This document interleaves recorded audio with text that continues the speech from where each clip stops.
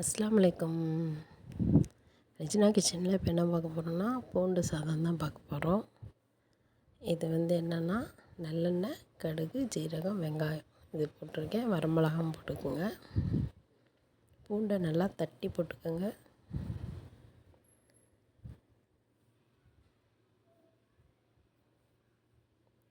கருவேப்பிலையும் போட்டுக்கலாம்.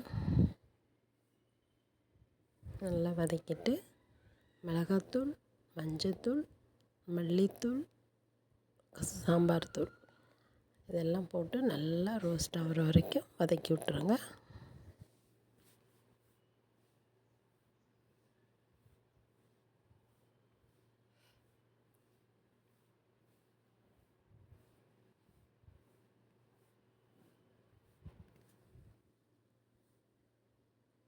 நல்லா ரோஸ்ட் ஆச்சுன்னா அந்த சாப்பாடு நல்லா வாசமாக நல்லா சூப்பராக இருக்கும், ஸ்பைஸியாக இருக்கும். உப்பு நீங்கள் சாப்பாட்டில் போட்டிருந்தீங்கன்னா கம்மியாக போட்டுக்கோங்க. சாப்பாட்டில் போடாட்டி சாப்பாட்டுக்கும் சேர்த்து போட்டுக்கோங்க. நான் இந்த பூண்டுக்கோசம் தான் போட்டிருக்கேன்.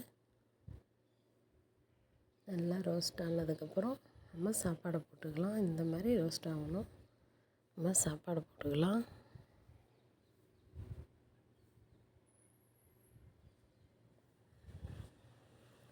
இந்த சாப்பாடுக்கு உருளைக்கிழங்கு நல்லா ரோஸ்ட்டு மாதிரி வறுத்து சாப்பிட்டு பாருங்கள், வேறு லெவலாக இருக்கும்.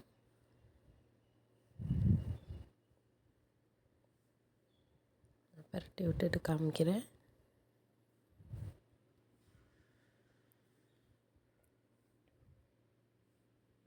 டேஸ்ட்டு சூப்பராக இருக்குது. கொத்தமல்லி தழை போட்டு நல்லா பரட்டி சர்வ் பண்ணுங்க.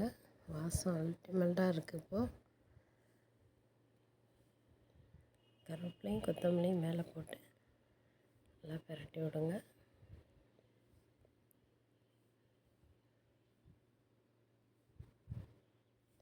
நல்லா உதிரியாக இருக்குது பாருங்கள்.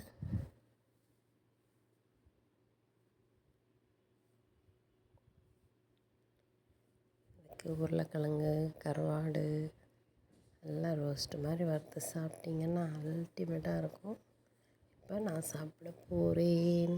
வாங்க சாப்பிட்லாம். நீங்களும் வீட்டில் இதே மாதிரி செஞ்சு பாருங்கள். செஞ்சு பார்த்துட்டு எப்படி வந்துச்சுன்னு கமெண்டில் சொல்லுங்கள்.